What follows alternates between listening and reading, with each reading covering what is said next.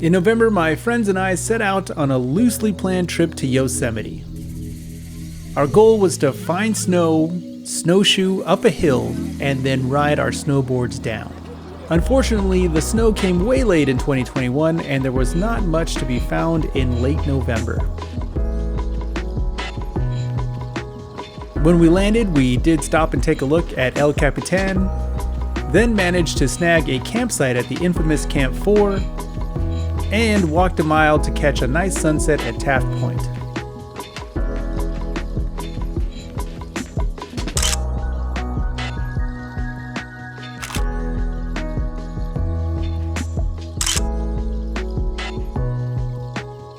Since we came up short on snow, we were still itching to get some sort of physical activity in.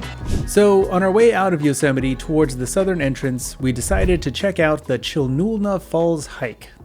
The Chilnualna Falls hike is a decent 8.4 mile, 13.5 kilometer out and back hike with 2,300 feet in elevation gains and may take around 4 to 6 hours to complete. There is a dunny, aka long drop at the trailhead, so if you've been on the road for a while, you can take care of business before getting down to the business of hiking, if you know what I mean. So why Chilnualna?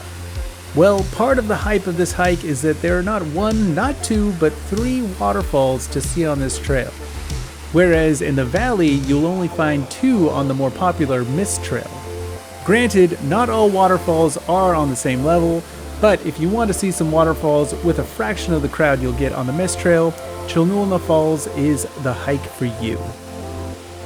There are some steep sections, but a lot of the climbs are pretty gradual and manageable.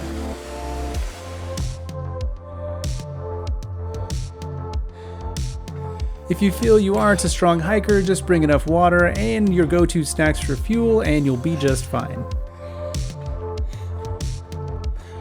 Also, if you feel like you are getting worn out, just turn back and it's all downhill.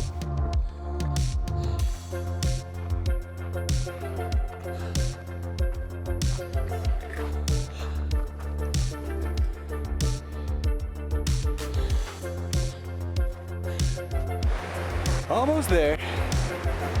Quite a view. I ran out of water at the top, about 1.5 liters, but we dipped our bottles into the stream from the falls and refilled straight from the source. Not gonna lie, it'll weird me out every now and again not pumping water through a filter, but the water up here is pretty clean snow runoff and it passed the smell test. And I will say, the water up top in the High Sierras is really some of the best tasting water I've ever had. It's hard to put into words, but worth trying if you ever have a chance.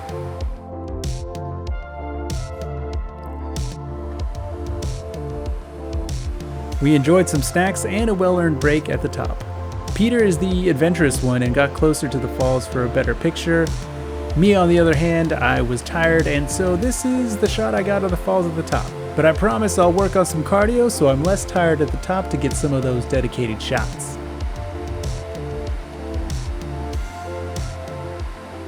After reaching the top, the hard work was over and it was a nice and easy trip back down.